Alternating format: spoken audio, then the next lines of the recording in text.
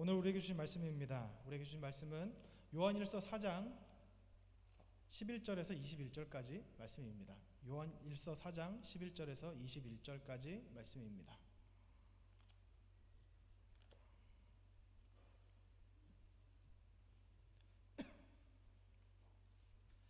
저와 여러분이 교독하겠습니다. 사랑하는 자들아, 하나님이 이같이 우리를 사랑하셨은즉 우리도 서로 사랑하는 것이 마땅하도다.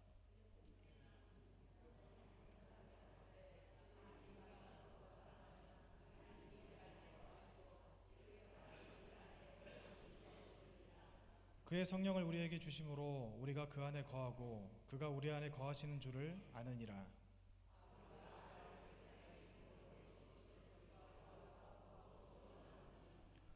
누구든지 예수를 하나님의 아들이라 시인하면 하나님이 그 안에 거하시고 그도 하나님 안에 거하느니라.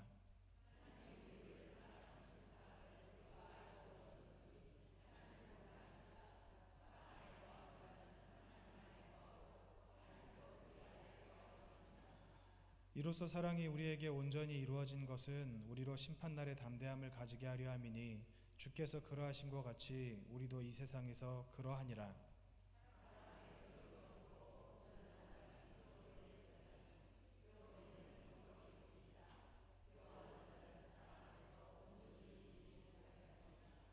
우리가 사랑함은 그가 먼저 우리를 사랑하셨음이라.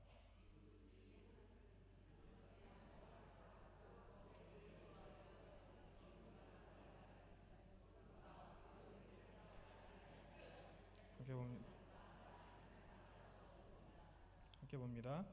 우리가 이 계명을 주께 받았나니 하나님을 사랑하는 자는 또한 그 형제를 사랑할지니라. 아멘. 우리가 하나님 앞에 신앙생활하는 가장 근본적이고 궁극적인 이유는 구원 때문입니다. 지옥에 갈 수밖에 없는, 영원한 벌을 받을 수밖에 없는 우리가 하나님을 믿고 그 믿는 것으로 말미암아 생명책에 이름이 기록되고 영원한 생명을 얻는 것, 그것이 우리의 궁극적인 목표라고 할 수 있습니다. 예수님께서는 신약성경과 구약성경에 예수님 자신을 계시하셨다고 그렇게 말씀하고 계신데, 예수님을 계시하셨다는 것을 구체적으로 말씀드리면 구원의 길에 대해서 하나하나 일목요연하게 쓰셨다, 이렇게 말씀드릴 수 있습니다. 내가 곧 길이요 진리요 생명이니 나로 말미암지 않고는 아버지께로 올 자가 없느니라고 말씀하셨던 그 예수님은 성경에 그 구원에 이르는 지혜를 기록하셨고, 그리고 성경에 있는 구원에 이르는 지혜로 말미암아 우리가 구원받을 수 있게 된다라고 그렇게 말씀하신 것이죠. 우리가 이렇게 열심히 신앙생활 하는데 만약 구원받지 못한다면 그게 무슨 의미가 있을까요? 11조 드리고 봉사하고 직분 받고 우리의 시간 드리고 마음 드리고 건강까지 드려서 무언가 하나님 앞에 열심히 드린 것 같은데 이게 구원과 상관없는 것이라고 한다면 우리에게 어떤 의미가 있겠습니까? 다시 한번 제가 말씀드리지만 우리가 신앙생활하는 가장 근본적인 이유는 우리의 생명을 위한 것입니다. 우리가 잠시 이 세상에 살면서 이 몸이라는 옷을 입고 살지만 이 몸을 벗고 주님 곁으로 갔을 때 그 예수 그리스도의 심판대 앞에 서고 우리가 영원한 하늘나라에 가게 될지 아니면 영원한 지옥에 떨어지게 될지, 그것이 결정짓는데 중요한 것이 바로 하나님의 말씀, 구원. 우리가 천국 가기 위해서 신앙생활 하는 거잖아요. 신앙생활하는 이유 여러 가지가 있겠지만 이것저것 다 빼고 마지막에 남는 이유 한 가지만 남긴다고 한다면 구원 때문입니다. 오늘 우리가 함께 나눈 이 말씀, 사도 요한께서 쓰신 요한서신은 우리가 요한 1, 2, 3서라고 알고 있지만 원래 이름은 요한서신이에요. 요한서신은 사랑에 대해서 계속해서 이야기를 합니다. 요한 1, 2, 3서에서 계속해서 사랑에 대해서 말을 하니까 사람들은 사도 요한이 사랑의 사도라는 이름을 붙이고, 그리고 사랑이 모든 것을 이긴다 이렇게 생각을 하기도 합니다. 근데 여러분, 제가 아까 말씀드렸던 그 이유를 빗대어서 볼 때 사도 요한이 왜 사랑에 대해서 말씀하고 계실까요? 사랑에 대해서 계속해서 말씀하신 이유는 한 가지입니다. 구원 때문입니다. 우리의 영혼이 구원받게 하시기 위해서. 오늘 말씀을 우리가 읽어보면 12절에 이렇게 나와 있죠.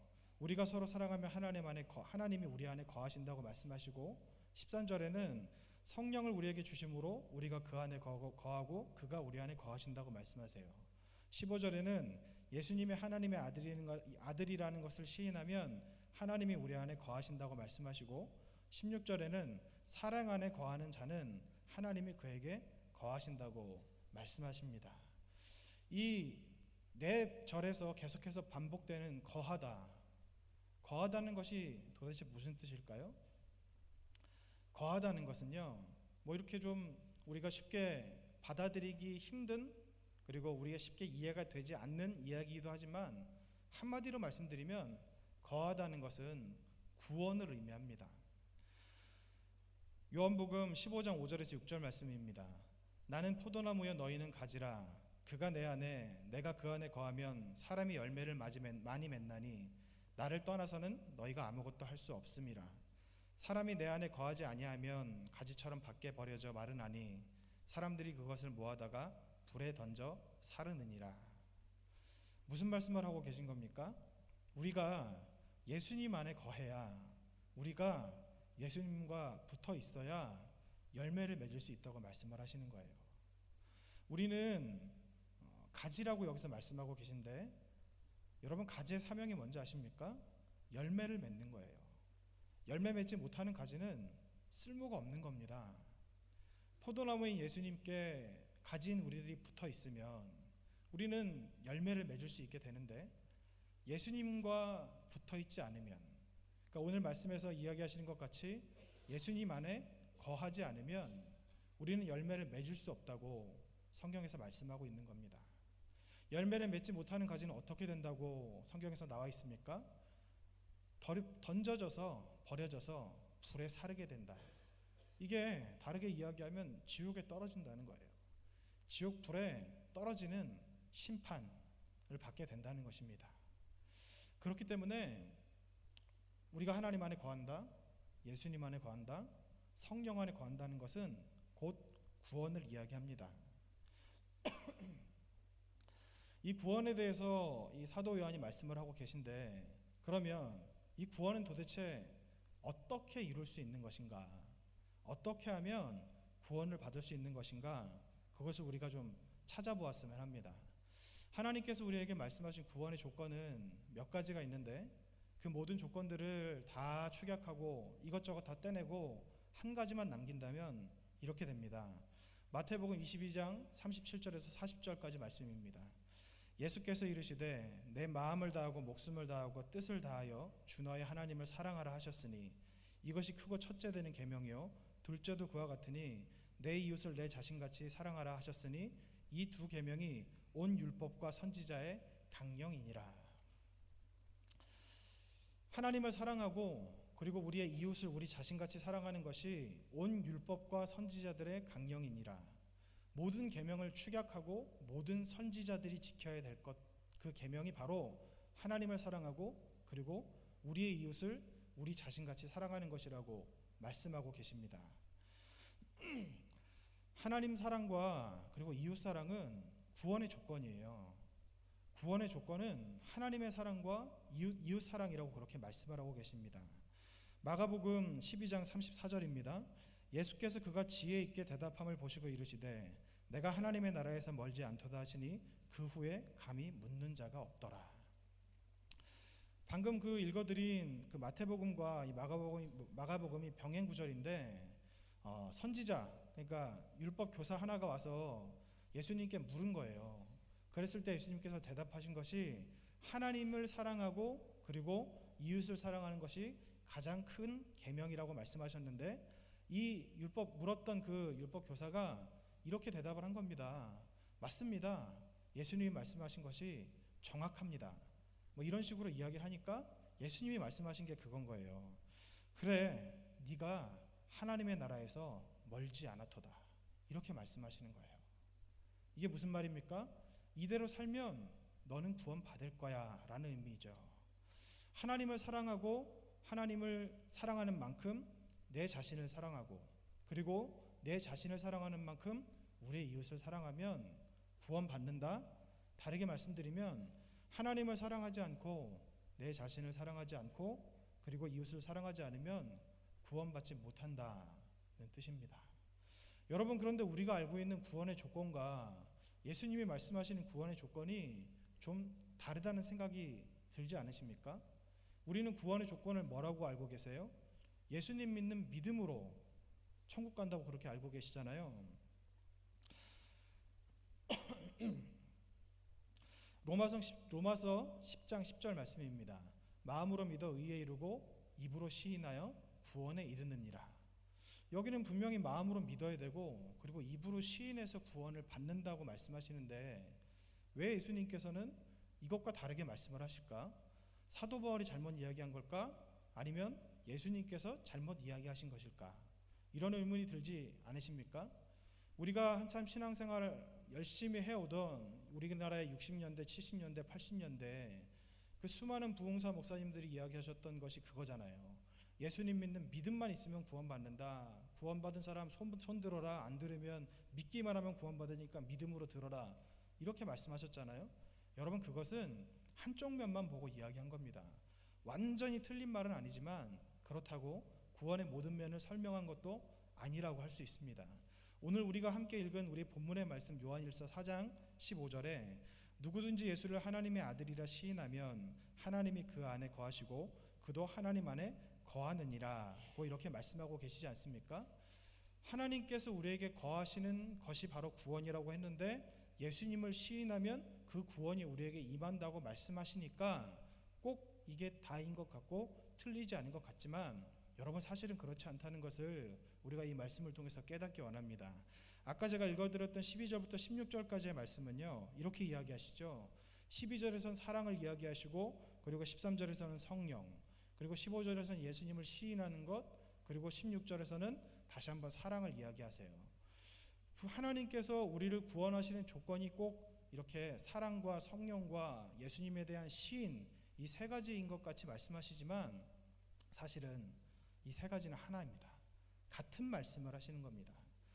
사랑이라고 이야기하시고 그리고 성령이 우리 안에 거해야 된다고 말씀하시고 그리고 예수님을 시인해야 꼭 구원받는 것 같이 말씀하고 계시지만 그렇지 않습니다. 여러분, 시인을 다른 말로 하면 뭐죠? 믿음의 고백 아닙니까?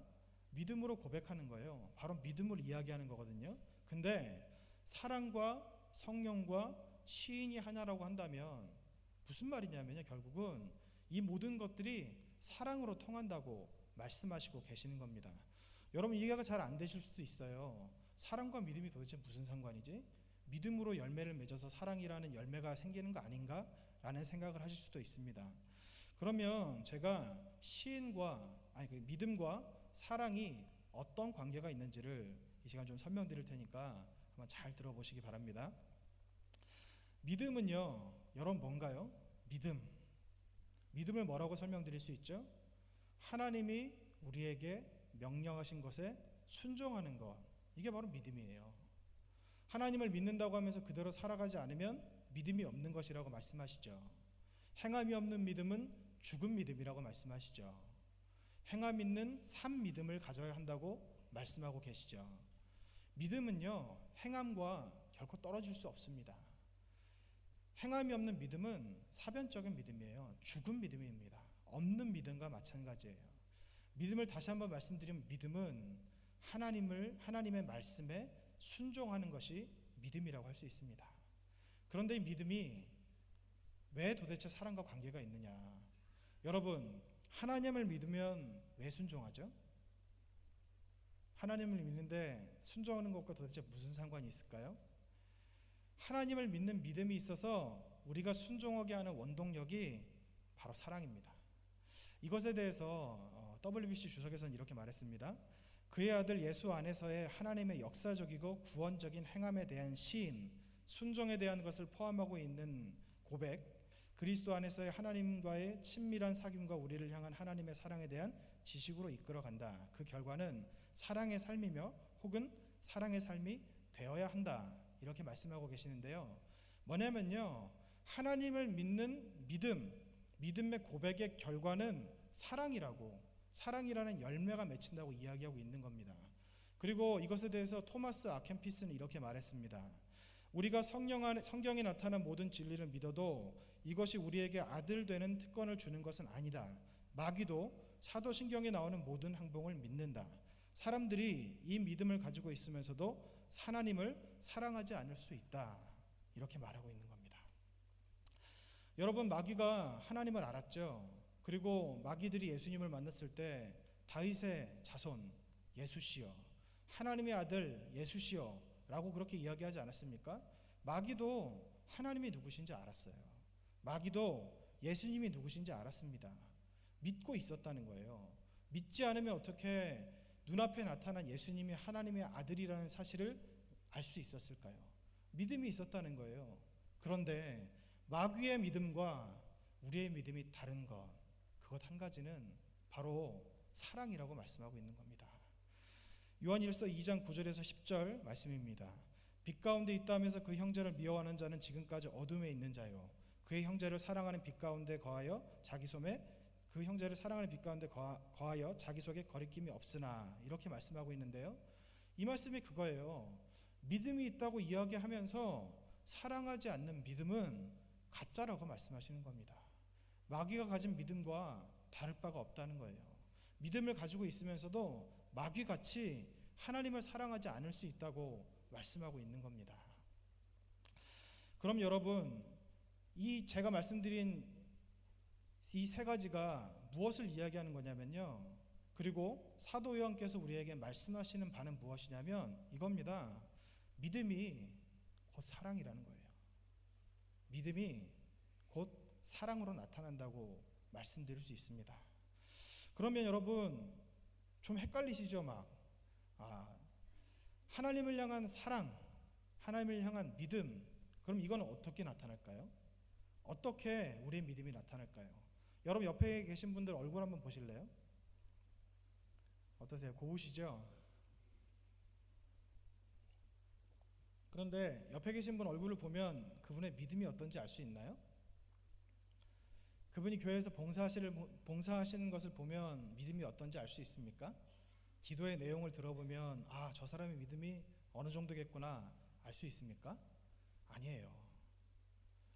우리는요, 다른 사람이 어떤 믿음을 가지고 있는지 볼 수 있는 눈이 없습니다. 믿음은 우리 마음의 중심이거든요. 우리 폐부에 있는 것이 믿음이에요. 믿음을 볼 수 있는 분은 오직 하나님 한 분밖에 계시지 않습니다.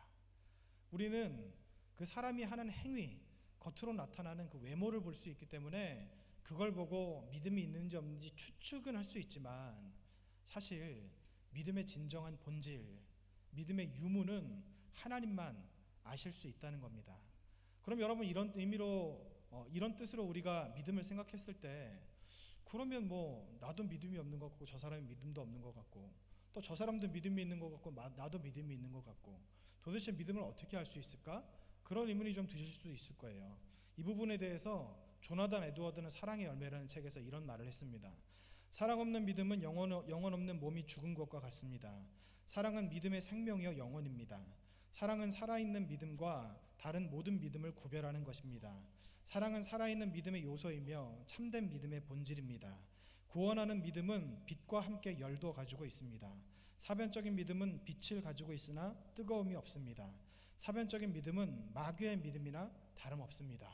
그들도 떨며 하나님의 살아계심을 인정합니다. 그러나 사랑이 있는 믿음과는 구별됩니다. 이렇게 말씀하시는 거예요. 믿음과 사랑이 무슨 관계가 있느냐, 그런 질문이 드실 수도 있겠지만, 사실 믿음이 있다면 사랑이라는 열매가 반드시 따라옵니다. 만약 믿음이 있어 보이는 사람에게 사랑이라는 열매가 맺혀지지 않는다면, 아무리 눈치껏 찾아봐도 그 사람에게 사랑의 열매가 안 보인다면, 여러분, 확실한 게 뭔지 아세요? 그 사람은 믿음이 없는 겁니다. 성경에서 말씀하시는 것이 그래요. 우리가 믿음이라는 것을 외모밖에 볼 수 없는 사람이기 때문에 알 수는 없지만, 어떤 사람이 믿음이 있는지 없는지에 대해서 구별할 수 있는 방법은 바로 그 사람이 사랑이라는 열매를 가지고 있느냐, 그렇지 않느냐, 사랑의 열매가 맺혀 있느냐, 맺혀 있지 않느냐에 따라 믿음이 있는지 없는지를 구별할 수 있다고 그렇게 말씀하고 있습니다.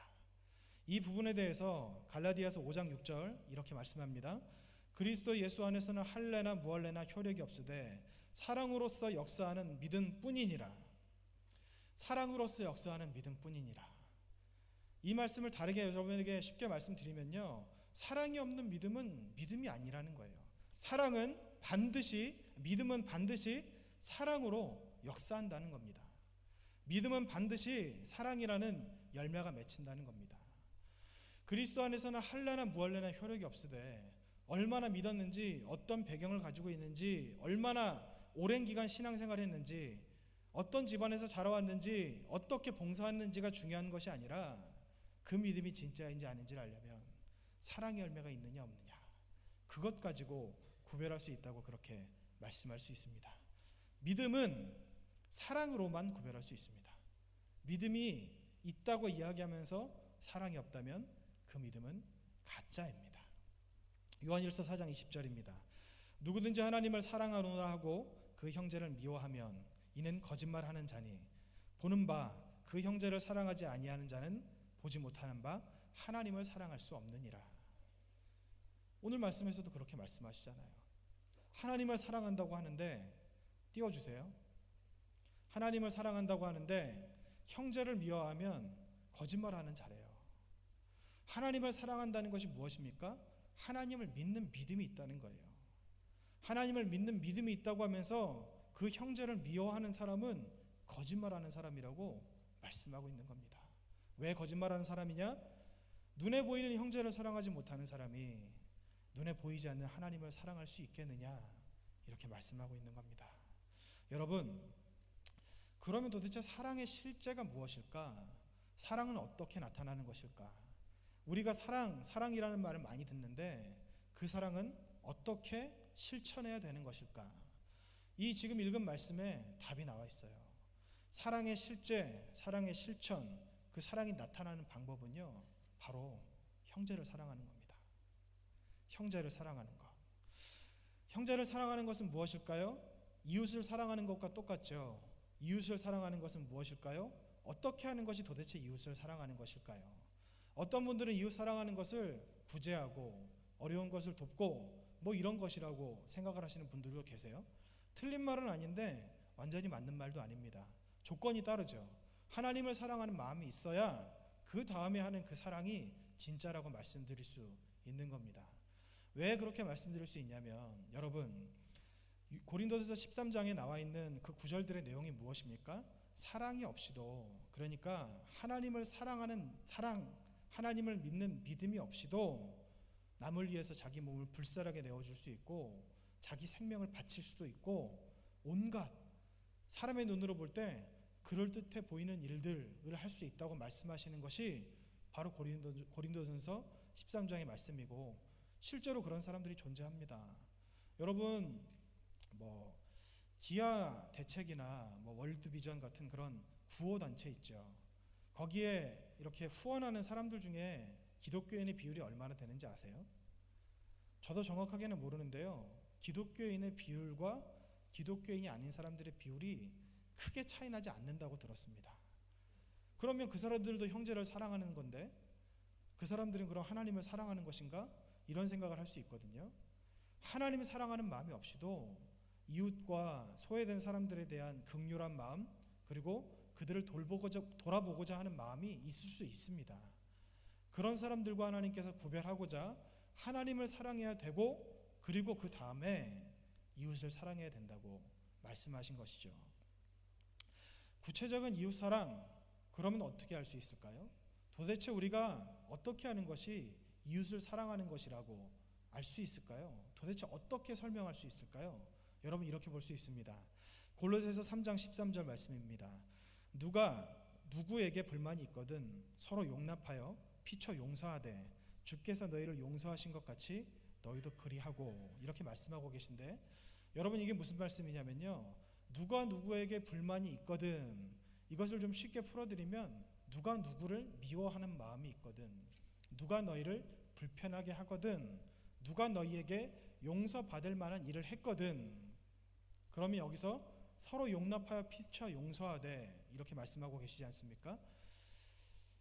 하나님께서 우리에게 주신 하나님의 사랑과 이웃사랑의 여러 가지 모습이 있을 수 있지만 우리가 가장 그리고 우리가 쉽게 그리고 피부에 와닿게 실천할 수 있는 것은 무엇이냐면요. 그리고 우리가 다른 사람을 사랑하고 있는지 있지 않은지를 나 스스로 점검해 볼 수 있는 척도, 시금석은 무엇이냐면 내가 내 이웃과 형제를 용서하는지 그렇지 않은지를 보면 됩니다. 용서, 여기서 지금 용서라고 말씀하고 계시잖아요. 용서는요 다른 말로 사랑이에요. 위 앞에 서로 용납하여 피차 용서하되라고 되어 있지 않습니까? 용납은요 성령의 9가지 중에 하나 나와 있는 오래 참음이에요. 사랑으로 하는 겁니다. 사랑이 없이 용서할 수 없다는 거예요. 내가 그냥 용서해야지 라고 해서 용서가 되는 것이 아니고요, 사랑해야 용서가 되는 겁니다. 여러분, 그러면 한번 여러분을 불편하게 하는 사람을 한번 떠올려 보시겠어요? 여러분과 원수된 사람이 계실지 안 계실지는 모르겠는데 한번 계시다면 떠올려 보시기 바랍니다. 여러분, 예수님께서는 그리고 하나님께서는 우리에게 뭐라고 말씀하셨냐면 너희가 하나님을 사랑하고 그리고 내 자신을 사랑하는 것 같이 내 이웃을 사랑하라. 다르게 말씀드리면 이거예요. 하나님이 너희를 사랑하셨으니까 너희도 너희의 이웃을 사랑하라. 또 다르게 말씀드리면 하나님이 너희를 용서하셨으니까 너희도 너희의 이웃을 용서하라. 이렇게 말씀하시고 계신 겁니다. 근데 여러분, 용서가 쉽지 않잖아요. 용서라고 하는 것이 결코 쉬운 일이 아니잖아요. 어떤 사람을 한번 떠올려 보십시오. 나를 불편하게 하는 사람, 내가 용서하지 못할 만한 사람. 용서할 수 있으시겠습니까? 머리는 알죠. 해야지, 용서해야 되지, 안 하면 안 되지. 용서 안 하면 하나님의 자녀가 아니라고 하셨으니까. 우리가 누구를 헤아리면 그 헤아림으로 말미암아 하나님께서 우리를 헤아리신다고 하셨으니까. 우리가 누구를 용서하면 그 용서한 것으로 말미암아 하나님께서도 우리를 용서하시겠다고 말씀하셨으니까 용서해야지, 용서 안 하면 안 되지 라고 생각하시지만 쉽게 되시던가요? 쉽지 않을 거예요. 용서가 왜 쉽지 않습니까? 그 사람이 나를 불편하게 한 것 때문에 그런 거예요. 용서가 또 왜 쉽지 않습니까? 그 사람이 나에게 잘못하고 용서 빌어야 될 상황임에도 불구하고 사과를 하지 않는 거예요. 용서하기 왜 쉽지 않습니까? 용서하라는 마음을 먹고 있어도 그 사람이 눈앞에 나타나면 속에서 무언가 불쑥불쑥 욱하는 마음이 올라오기 때문에 용서하지 못하는 거예요. 어떤 분들은 그러시더라고요. 내가 저 사람은 죽어도 용서 못해. 내가 차라리 죽는 한이 있어도 저 사람은 용서할 수 없어. 이런 말을 하시는 것을 제가 들었어요. 교회 다니는 분이. 제가 듣고 깜짝 놀랐어요. 이게 어떻게 하나님을 사랑하는 사람의 입에서 나올 수 있는 말인가? 내가 지금 잘못 들었나? 어떻게 이게 교회 안에서 들릴 수 있는 말인가? 어떻게 이게 성도들 간에 나올 수 있는 말인가? 어떻게 이게 목사의 입에서 나올 수 있는 말인가? 이런 생각을 할 수밖에 없었습니다. 여러분, 하나님을 사랑하고 용서해야 된다는 것은 다 알고 있어요. 용서하지 않으면 안 된다는 것도 우리가 알고 있습니다. 그런데 용서가 쉽지 않잖아요. 제가 여러분에게 용서하십시오, 용서해야 됩니다, 용서 안 하시면 안 됩니다, 용서 안 하면 우리는 하나님의 자녀가 아닙니다, 용서 안 하면 우리는 구원받을 수 없습니다 라고 이야기하면 아마 속으로 몇 분쯤은 이런 생각을 하시는 분이 계실 거예요. 뭐 그러는 목사님은 용서하나? 목사님 잘하고 있나? 이런 생각 하실 수도 있어요.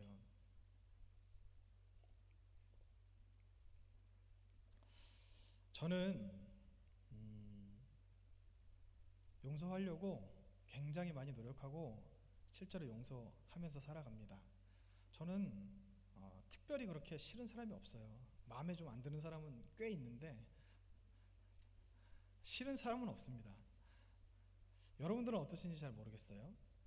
여러분, 우리가 왜 용서해야 되는지 아세요? 무엇 때문에 용서해야 되는지 아십니까? 제가 나중에 여러분과 말씀을 나눌 기회가 있으면 이 용서에 대해서 좀 오랜 기간 말씀을 나눴으면 좋겠는데요. 좀 기대하시기 바랍니다. 사실 오늘 이 말씀도 제가 다 쓰고 보니까 1시간 반 정도 해야 되는데 줄인 거예요. 너무 설교 시간이 짧아서 애통합니다. 아무튼 우리가 용서해야 되는 이유는요, 첫 번째는 나를 위해서예요. 나를 위해 용서하는 겁니다. 그리고 두 번째는 뭔지 아세요? 세상 사람들을 위해서 하는 거예요. 이게 무슨 말이냐면요, 용서는 사랑의 표시가 아닙니까? 용서하지 않는 사람은요, 그리스도인이 아니에요. 유기성 목사님께서 쓴 책 나는 죽고 예수로 사는 사람에 이런 내용이 있습니다. 나는 패트릭 존스턴 선교사가 집필한 세계 기도 정보라는 책자를 가지고 매일 한 나라씩 중보 기도를 하는데, 아이티라는 나라를 위해 기도하는 중에 엄청난 충격을 받았습니다. 서방구에서 가장 가난한 아이티는 프랑스로부터 독립했습니다. 그리고 그때 나라 전체를 사탄에게 봉헌했다는 사실을 알게 됐습니다. 그들의 땅을 빼앗고 지배했던 프랑스 사람들은 자신들이 하나님의 백성이라고 늘 얘기했고, 자기네들은 죽으면 천국 간다고 이야기했고, 무덤에도 십자가를 세우고 어느 마을에 들어가도록 교회를 세웠습니다. 그랬던 프랑스 사람들이 자신들에게 얼마나 악독하고 짐승처럼 굴었는지 그들이 너무 미워서 그들이 그렇게 믿는다는 하나님을 저주하고 그 반대편에 있는 사탄에게 나라를 봉헌했다는 것입니다. 이런 기막힌 일이 어떻게 일어날 수 있습니까? 사랑이 없는 기독교는 이렇게 되는 것입니다. 용서는 사랑의 표식이라고 말씀드렸죠. 여러분, 세상 사람들은요, 우리에게 말을 하지 않지만 우리가 기독교인이라고 하면 우리의 행실을 유심히 봅니다. 그리고 그 사람들이 우리를 볼 때 무엇을 보는지 아세요? 나와 다른가? 다르지 않은가? 세상 사람들과 같은가? 같지 않은가? 세상 사람들은 용서하지 말라 그러죠. 원수를 꼭 갚으라고 이야기하죠. 그런데 하나님을 믿는다고 그 믿지 않는 사람들에게 우리가 스스로 이야기하고 다니면서 용서하지 않는다면, 사랑의 모습이 나타나지 않는다면, 프랑스가 하나님을 믿고 자기들이 하나님의 백성이라고 이야기했으면서 사랑이 없이 그 IT 사람들을 정말 인간 같지 않게 대접하고 그들을 압제한 것으로 말미암아 그들이 하나님을 저주하고 사탄에게 자신들의 나라를 드렸던 것 같이, 하나님을 믿지 않는 사람들이 우리를 보면서 저런 사람이 믿는 예수라면, 하나님이라면 나는 하나님 안 믿어, 그리스도인들이 저렇게 엉망인데 내가 무엇 때문에 하나님을 믿을 수 있어? 라는 말을 하게 만든다는 겁니다. 여러분, 우리가 용서할 수 없나요? 제가 여러분들에게 용서라는 것을 말씀드리면 굉장히 좀 남 이야기 같으니까 편하게 이야기한다고 생각되시나요? 이런 부분에 대해서 존 웨슬리 청소 9권에서 이런 말을 했습니다. 이성적이고 종교적인 인사들에게 대한 간곡한 호소문이라는 편지인데요, 그대들은 이렇게 말하리라. 나는 다만 이성적인 인간만이 아니오 신앙인이다. 나는 악을 멀리하고 선을 행할 뿐 아니라 모든 은혜의 수단을 준수하고 있다. 즉 교회에 열심히 출석하고 성찬식에 참여하며 매일 기도문을 읽고 또 신앙서적을 읽는다. 그리고 매년 1월 30일과 예수순환일에 금식한다. 그러나 그대들이 모든 것을 다 한다고 할지라도 참된 신앙, 하나님이 받으실 만한 신앙은 가지고 있지 못하다. 그보다도 당신들이 아직 밟아보지도 못하고 생각조차 하지 못한 일이 있다. 그것은 바울의 말대로 내가 비록 내 모든 소유를 나누어 주었다 할지라도, 그리고 내 몸을 불사르게 내어 주어 불사르게 한다 하더라도 사랑이 없으면 당신들은 참신앙을 가지지 않은 것이다.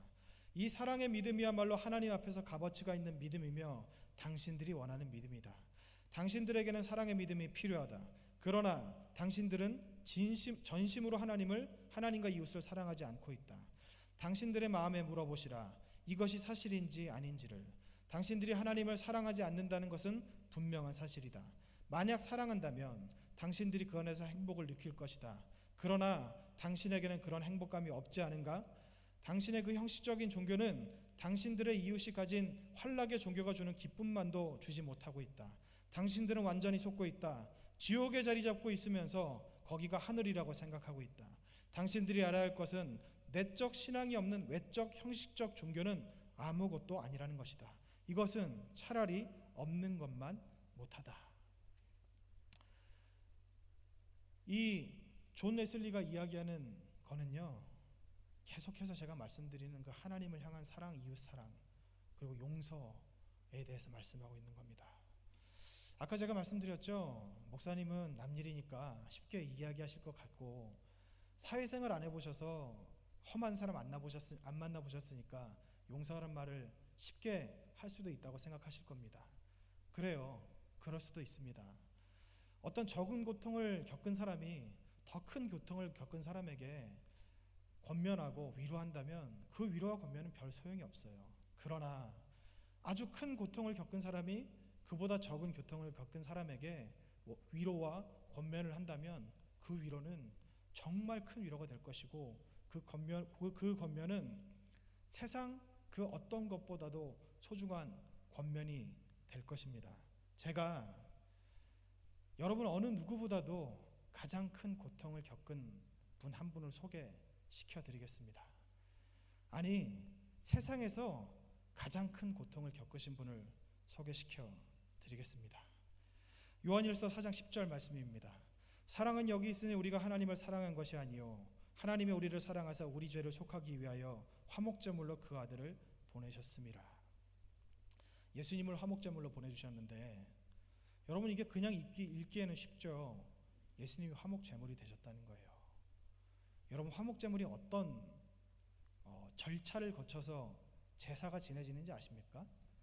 화목제물이 되면요 죽임을 당하고 모든 피가 다 빠지고 팔과 다리를 잘라서 팔은 태우고 다리는 요제로 드리고 뭐 이런 일들을 해요. 예수님이 그렇게 되셨다는 거예요. 예수님이 우리를 위해서 어떤 일을 하셨습니까? 예수님이 십자가에 못 박히셨죠. 십자가에 달리기 전에 어떤 고난을 당하셨습니까? 예수님의 고난에 대해 기록된 전승에 의하면 예수님이 채찍에 맞으셨을 때 그 채찍에 맞은 등이 파여서 등 안에 있는 척추가 드러나고 그리고 가시면류관을 쓰셨을 때 그 면류관으로 말미암아 머리 안에 있는 두개골이 다 보였다고 이야기합니다. 그리고 예수님은 그 어머니 마리아 앞에서 그 어머니 앞에서 아무 죄도 없이 채찍에 맞고 비난당하고 침뱉음을 받고 억울하게 십자가에 달리셨던 분이 바로 예수님이십니다. 그 예수님께서 십자가에 못 박히셨을 때 사람들은 어떻게 했습니까? 예수님이 죽으시는 그 순간까지도 예수님을 비난했고 예수님이 죽으신 이후에 지금 이 시대를 살아가는 우리들은 예수님을 어떻게 바라보고 있습니까? 예수님을 모르는 사람들, 예수님을 저주하죠. 하나님을 비난하죠. 그렇게 하나님과 원수되었을 때 우리가 하나님 앞에 용서받을 아무런 자격이 없을 그때 예수님께서 이미 우리를 위해서 친히 화목제물이 되셨다고 그렇게 말씀하고 계십니다.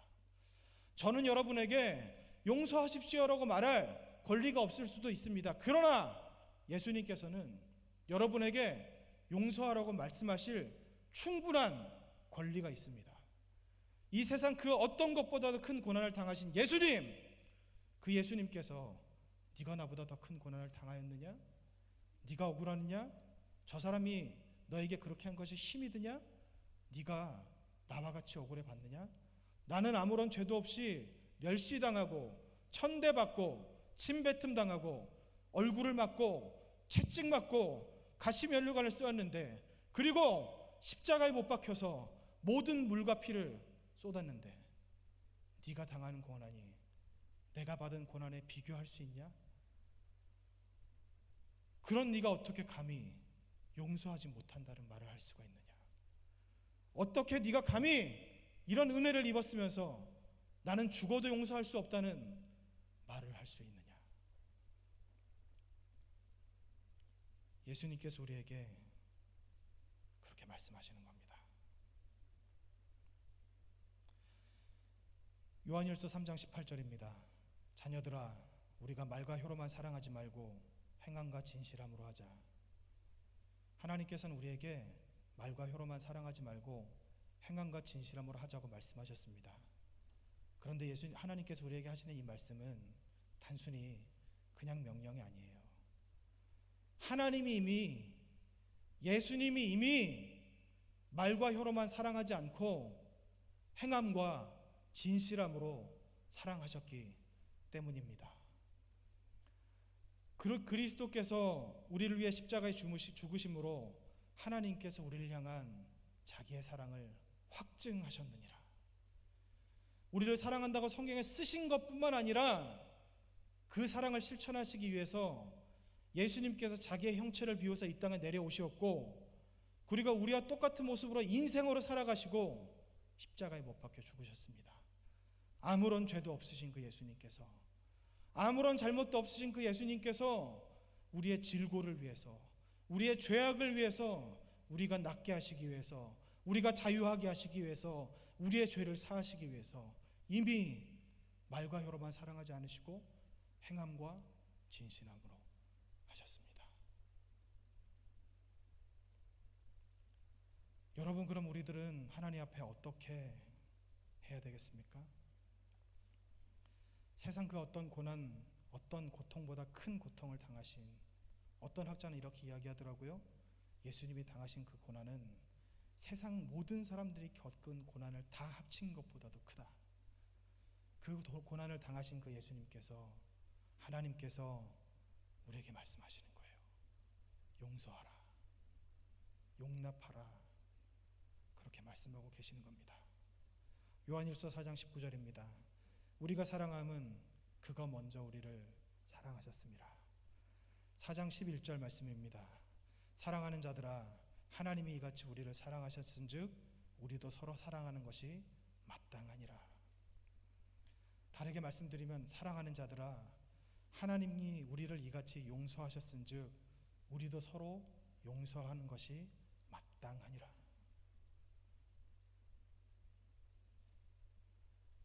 여러분, 이런데도 도저히 용서할 용기가 생기지 않으시나요?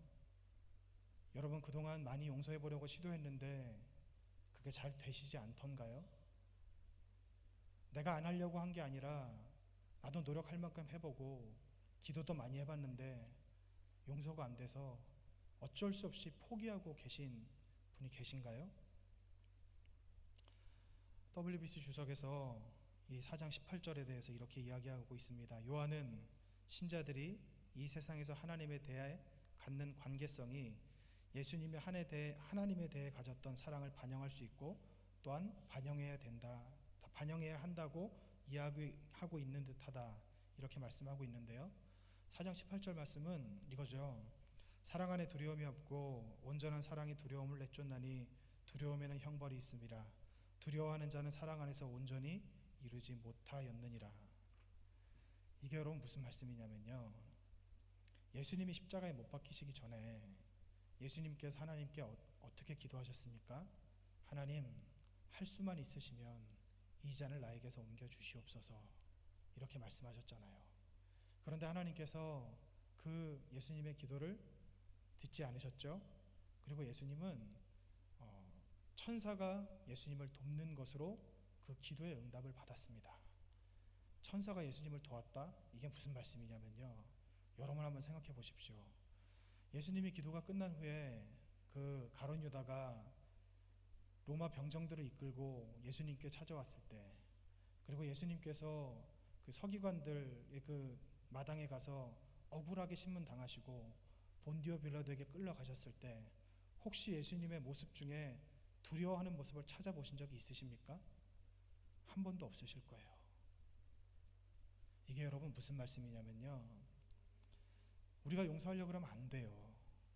내 머리는 할 수가 없습니다. 왜냐하면 우리는 육신에 매여 있는 사람들이기 때문에. 그러나 예수님께서 사랑 안에는 두려움이 없고라는 것은 뭐냐면, 예수님이 사랑 안에 거하니까, 하나님 안에 거하니까 예수님께서 하나님 앞에 가졌던 그 관계대로 우리가 예수님을 쫓아 한다면 용서할 수 있는 힘을 우리에게 허락하신다고 말씀하고 있는 겁니다. 만약 우리는 사랑할 수 있는 사람이 아닌데, 우리는 용서할 수 있는 사람이 아닌데 내 의지만 가지고 사랑하고 용서해야 된다? 그것은 불교나 이방 온갖 잡종교와 다르지 않습니다. 그러나 하나님께서 우리에게 말씀하신 것이 무엇입니까? 너에게 그런 능력이 없지, 너희는 그렇게 할 수 없지, 내가 너희를 그렇게 만들었기 때문에, 너희는 육신을 입고 있기 때문에 너희가 싫어하는 사람을 좋아할 수 없지, 용서 못하는 것이 당연하지. 그러나 너희가 내 안에 거한다면, 너희가 성령 안에 거한다면 너희 안에 성령이 있다면 너희를 도우시는 보혜사 성령이 너희에게 용서할 수 있는 힘을 주실 것이다. 너희가 사랑 안에 거한다면 모든 두려움에서 너희를 떠나게 할 것이다. 너희가 정말 내 안에 거한다면 용서할 수 없는 너희들이 용서하게 될 것이다. 이 말씀을 하시고 있는 겁니다. 사랑하는 우리 영주교회 성도 여러분, 마음을 떠올리셨을 때 용서 못하는 사람이 있으십니까? 용서하시기 바랍니다. 하나님께서, 예수님께서 여러분에게 용서하라고 말씀하셨습니다. 사도 요한께서 우리에게 용서하는 것이, 사랑하는 것이 마땅하다고 말씀하셨습니다. 왜? 그가 먼저 우리를 사랑하셨으니까. 그가 먼저 우리를 용서하셨으니까. 사랑 안에 역사하는 믿음, 이 믿음이 우리 모두에게 충만하기를 원합니다.